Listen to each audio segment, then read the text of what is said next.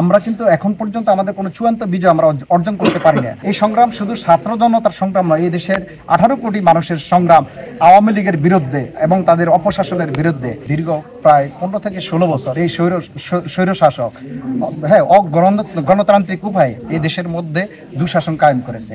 প্রত্যেকটা সেক্টরে, শুধু অর্থনৈতিক সেক্টর না, প্রশাসনে এবং প্রত্যেকটা জায়গায় সকল বিভাগে তারা দুর্নীতি করছে এবং তাদের দুর্নীতিগ্রস্ত কর্মকর্তাদেরকে অধিষ্ঠ করে গেছে। দেখেন, আমরা কিন্তু এখন পর্যন্ত আমাদের কোনো চূড়ান্ত বিজয় আমরা অর্জন করতে পারি না।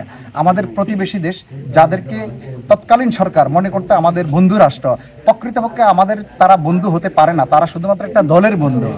আমরা রাজপথে থেকে আন্দোলন সংগ্রাম করে, আমাদের সর্বোচ্চ চেষ্টার মাধ্যমে আন্দোলন সংগ্রাম করে আমরা এই ফ্যাসিস্ট সরকারকে ক্ষমতা থেকে বিতাড়িত করেছি। আমাদের ফ্রন্টে ছাত্র ছিল, কিন্তু ছাত্র জনতার এই যে সংগ্রাম, এই সংগ্রাম শুধু ছাত্র জনতার সংগ্রাম নয়, এই দেশের 18 কোটি মানুষের সংগ্রাম আওয়ামী লীগের বিরুদ্ধে এবং তাদের অপশাসনের বিরুদ্ধে।